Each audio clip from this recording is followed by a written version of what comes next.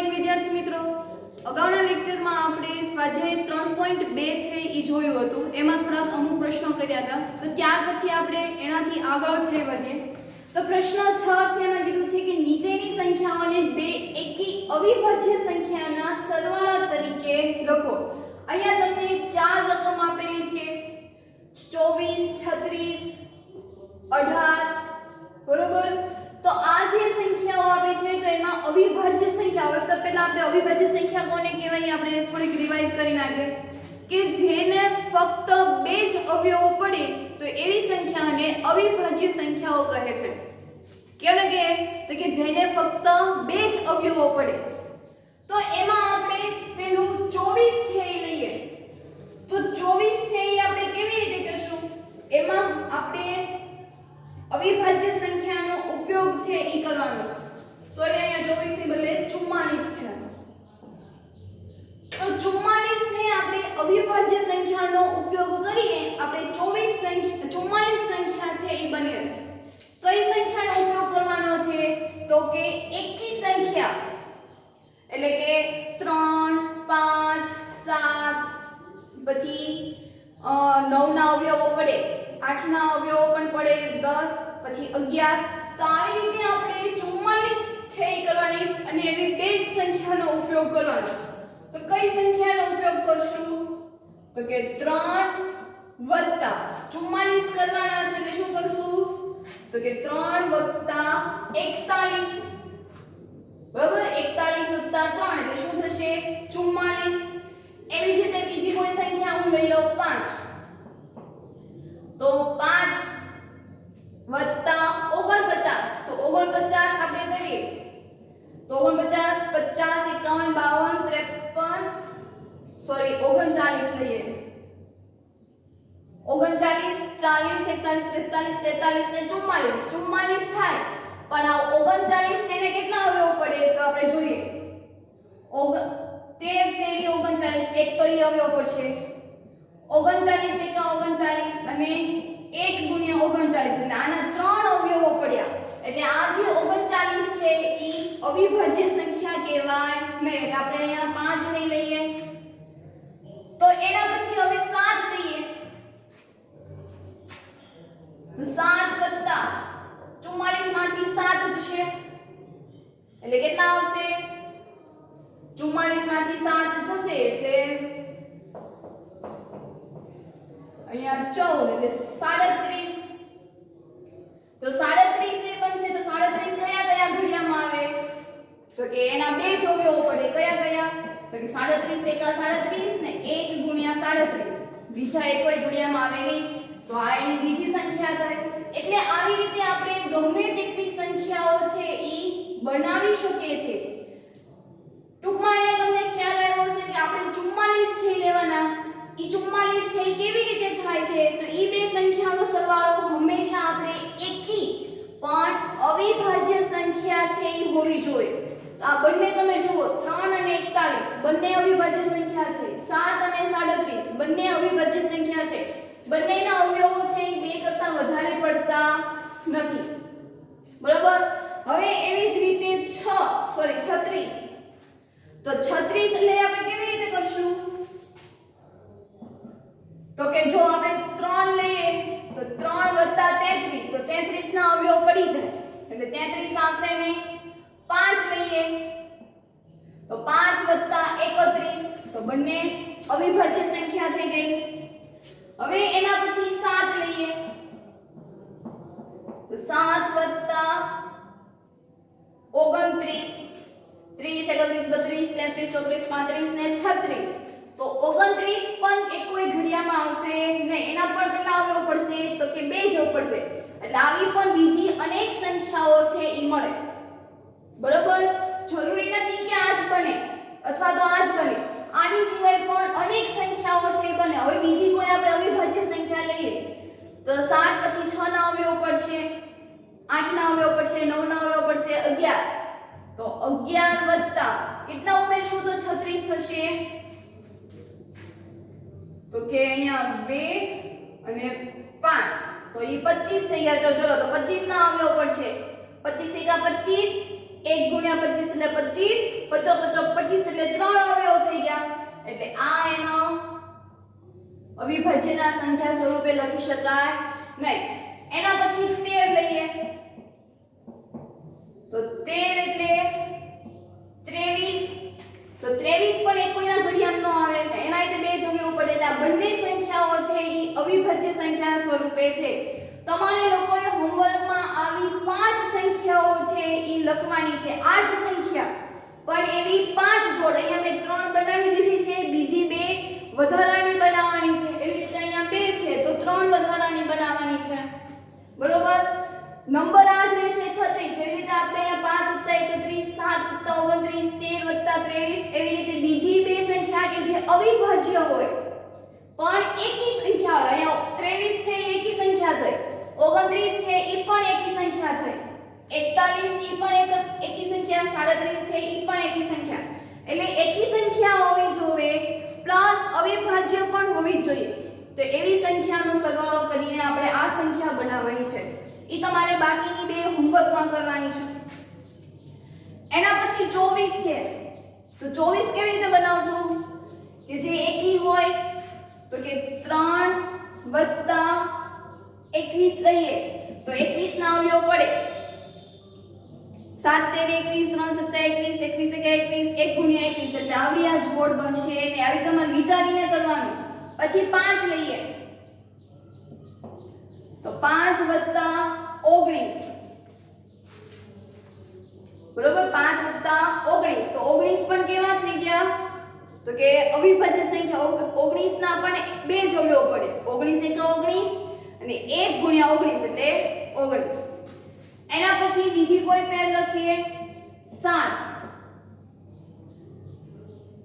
+ 17 તો અહીંયા 17 પણ કેવી થઈ? તો કે એકી સંખ્યા અને 17 છે એ પણ અવિભાજ્ય સંખ્યા થઈ. તો આની બાકીની પેર હોમવર્કમાં લખવાની છે. 18 કરીએ તો 3 થી કરીએ 3 + 16 તો 16 પાછા એ વિભાજ્ય થઈ ગયા એટલે એનો આ પેર નહીં આવે. 5 લઈ લઈએ તો 5 + 13 તો એ પાછા જોડ બનશે. હવે એવી જ રીતે બીજી 7 + 11 તો એ પણ અવિભાજ્ય સંખ્યા. હજી આના જેવી બનાવીએ 11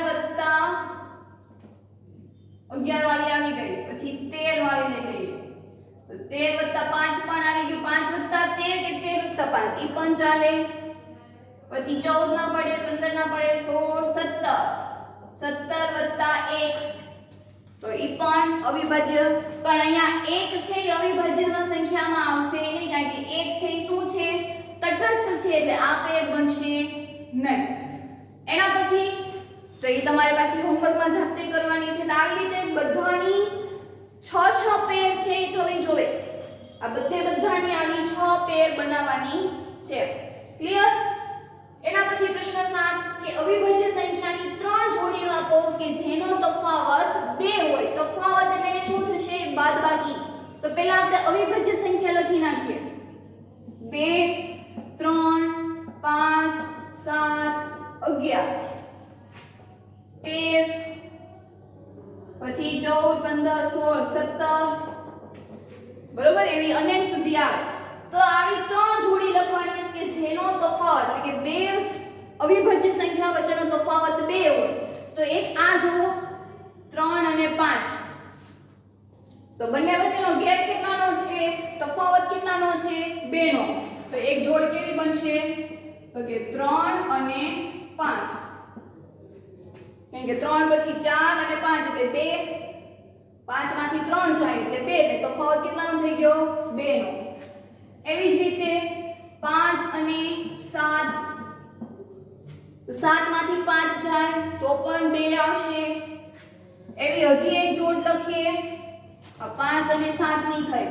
એવી રીતે 7 અને 11 ની ન આવે કારણ કે 7 પછી 8 9 10 11 એટલે 4 નો ગેપ આવ્યો એટલે એ આવશે નહીં.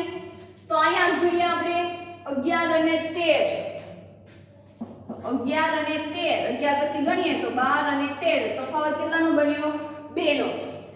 13 અને 17 હોઈએ તો એમાં પાછું 4 નો ગેપ થઈ જાય, આપણને તો 2 નો જ કીધો છે એટલે આ એની પેર.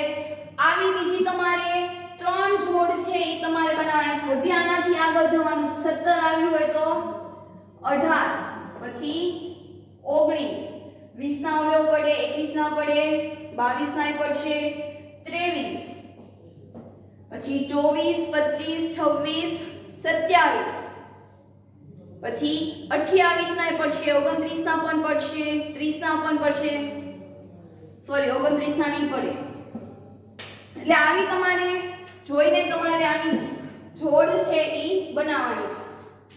એના પછી નીચેનામાંથી કઈ સંખ્યા અવિભાજ્ય છે? એટલે અવિભાજ્ય એટલે કેટલા અવયવ હોવા જોઈએ? 2. એટલે કે જે સંખ્યાઓને ફક્ત 2 જ અવયવ હોય તેને અવિભાજ્ય સંખ્યા કહેવાય. તો અહીંયા 23, તો આપણે જો અહીંયા અવિભાજ્ય સંખ્યાઓમાં 23 લખ્યું છે કે 23 એકા 23 ને 1 ગુણ્યા 23, એટલે આ જવાબ આવશે. પછી 51 હોય તો 51 નો અવયવ શું પડે? તો કે 51 ગુણ્યા 1, 1 ગુણ્યા 51, 17 તેરી 51, 3 ગુણ્યા 17. જો તો કેટલા અવયવ પડ્યા? 4. 51 નહીં આવે. 37, તો 37 છે એ 2 જ ઘડિયામાં આવે. 37 એકા 37, 1 ગુણ્યા 37. બીજા એક ઘડિયામાં 37 આવે નહીં, એટલે એ અવિભાજ્ય સંખ્યા થઈ. પછી 26 છે તો 26 એકા 26, 1 ગુણ્યા 26, 13 દુ 26, 2 ગુણ્યા 13. પછી બીજા કયામાં આવશે ઘડિયામાં? તો અહીં તમે જુઓ કે 26 છે તો એના 4 અવયવ તો અહીંયા જ પડી ગયા. તો 4 અવયવ 2 થી વધારે પડી જાય તો એને તો આપણે વિભાજ્ય કહી દઈએ છીએ. તો અહીંયા આપણે કઈ અવિભાજ્ય સંખ્યા મળી? તો કે 23 અને 37. તો જવાબમાં શું લખશું? A અને C. બરાબર ને? સમજાય છે ખાસ? તો આમાં જવાબમાં શું આવશે? A અને C. 100 કરતા નાની ક્રમિક 7 વિભાજક. ક્રમિક એટલે એક જ લાઈનમાં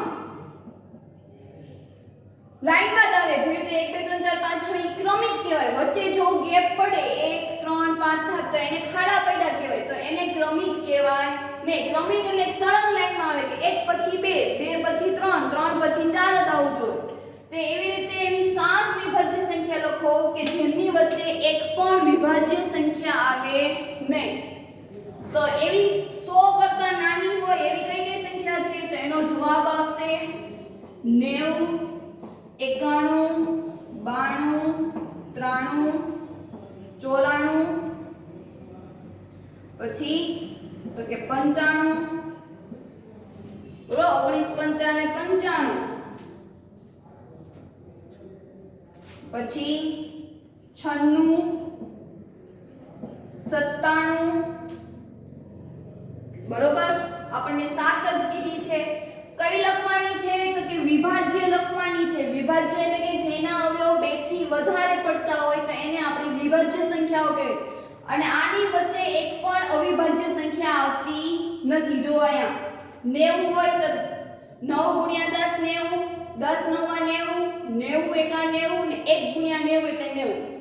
એવી રીતે અહીંયા 13 7 91 તો 7 ગુણ્યા 13 91, 13 એકા 13 91, સોરી 91 એકા 91 અને 1 ગુણ્યા 91 એટલે 91.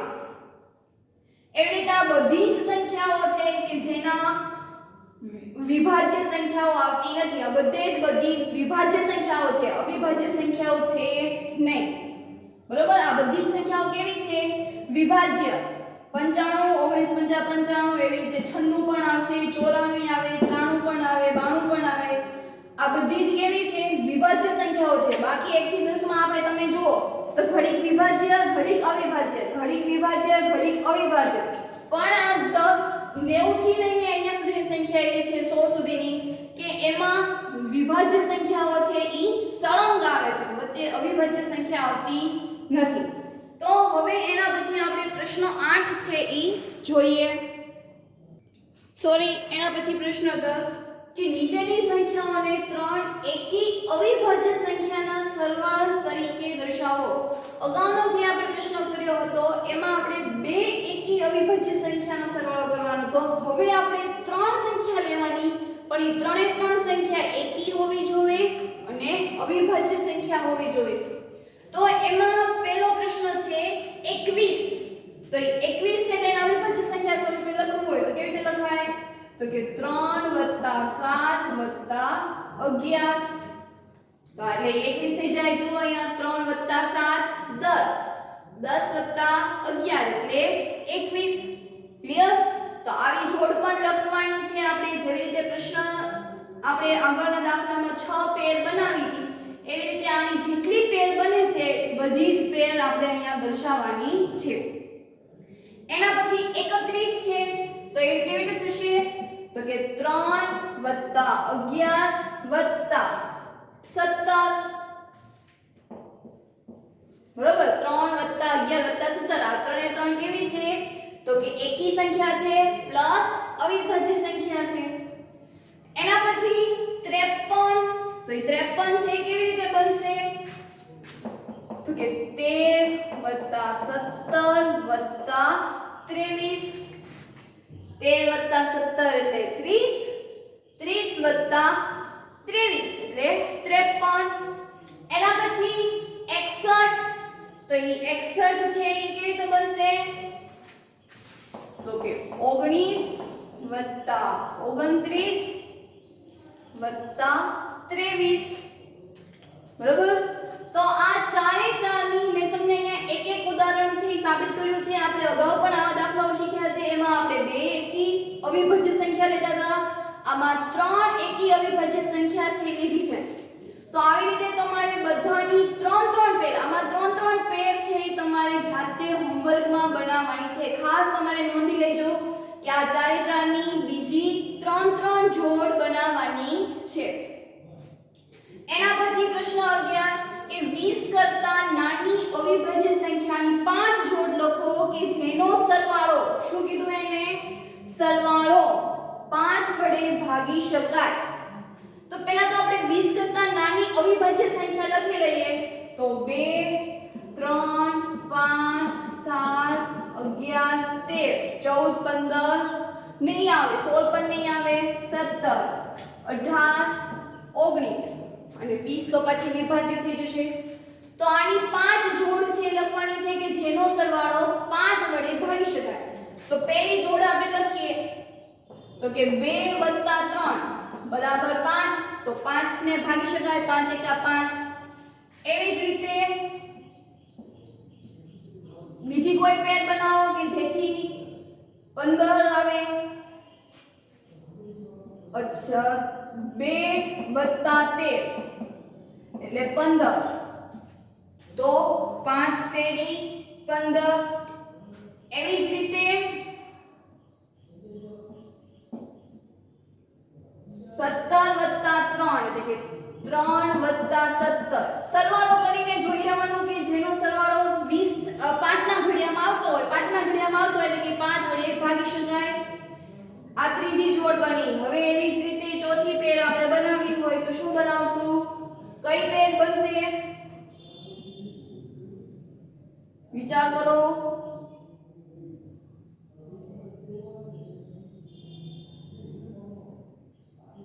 ત્રીસ 11 + 19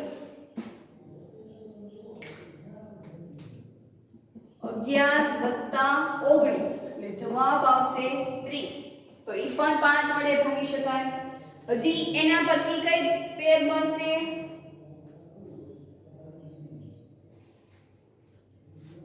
વિચાર કરો. આયા 7 + 13 7 + 13 એટલે જવાબ આવશે 20. ભલે ને એક વખત આવી ગયું. ઈ શું આવ્યું તું? 3 + 17. અહીંયા શું થયું? 7 + 13. હજી વિચાર કરો કઈ પેર બનશે? કોનો સરવાળો છે ઈ બનશે?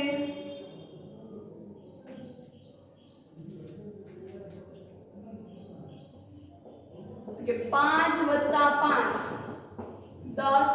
એ પણ 5 વડે ભાગી શકાય. એના પછી આપણે બે જ વખત એનો ઉપયોગ કરવાનો છે. 13 + 5 18 થઈ જશે. 13 + 7 ઈ આવી ગયું. પછી 17 + 13 ઈ પણ થઈ શકે. 17 + 13 તો ઈ 30. તેને 5 વડે ભાગી શકાય. 5 × 6 = 30. તો આવી રીતે હજી 3 જોડ છે એ તમારે જાતે બનાવવાની છે. 8 9 અને 10. આવી રીતે સરવાળો કરીને બાકીની આ 3 પેર બનાવવાની છે. ક્લિયર? સમજાણું? આમાંથી તમારે જોડ બનાવવાની છે. અહીંયા તમને મેં અવિભાજ્ય સંખ્યા લખી દીધી છે કે 20 કરતા નાની અવિભાજ્ય સંખ્યા કઈ છે. તો એના આધારે આ બાકીની 3 જોડ જે ખાલી રાખેલી છે એ તમારે કરવાની છે. એના પછી છેલ્લો પ્રશ્ન, ખાલી જગ્યા પૂરો.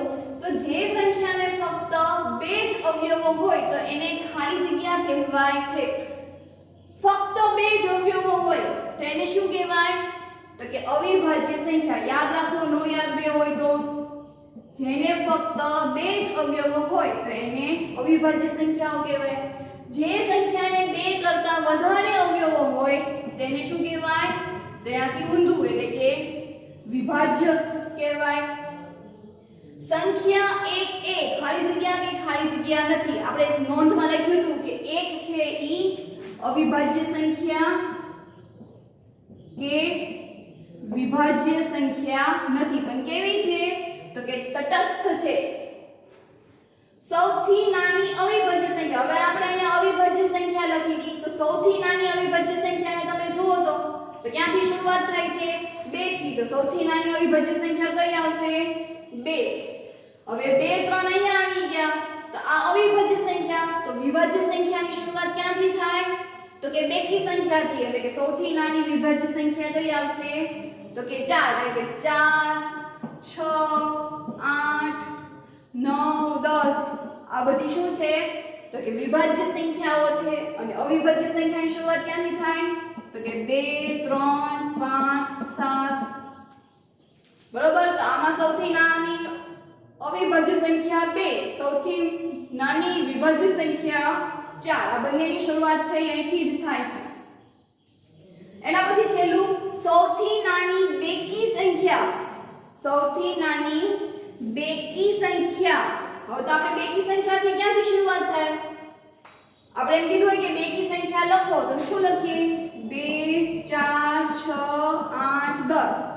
બરોબર? 12 14 16 18 20. તો આમાં સંખ્યામાં સૌથી નાની બેકી સંખ્યા. તો બેકી સંખ્યામાં કોણ આવ્યું? 2. તો સૌથી નાની બેકી સંખ્યા કઈ થશે? તો કે 2. તો હોમવર્ક તમને બધાને ખબર છે કે આમાં બધાની કેટલી જોડ બનાવવાની? બધાની બીજી 3 જોડ લખો. બરોબર? એ હોમવર્કમાં અહીંયા તમને આ 9 8 9 10 તો ઈ પણ તમને લખી દીધું છે. અગાઉના આવા જ દાખલાઓ કે જેમાં બે એકી સંખ્યાના સરવાળા સ્વરૂપે લખવાનું હતું તો એમાં બીજી 3 જોડ છે ઈ બનાવવાની છે. તો હોમવર્ક બધાને ખબર છે. ફરી એક વખત હોમવર્ક લખી દો. તો હોમવર્કમાં તો કે પાકી નોટમાં સ્વાધ્યાય 3.2 લખવો તેમજ જે તે પ્રશ્નમાં કીધેલ અન્ય જોડ લખો. એના પછી તો કે ઘડિયા 11 થી 20. તો આટલું હોમવર્ક છે એ તમારે કરવાનું છે. આખું સ્વાધ્યાય છે એ તમારે ફેરબુકમાં છે એ લખવાનો છે. સાથે સાથે લખતા હો તો કોઈ જ વાંધો નથી, ન હોય તો આખો છે એ લખી નાખવાનો છે. અહીંયા આપણે આજનો લેક્ચર છે એ પૂર્ણ કરીએ છીએ. નવા લેક્ચરમાં આપણે નવી જ મેથડ છે એ શીખવાની છે. તો અહીંયા આપણે આજનો લેક્ચર પૂર્ણ કરીએ.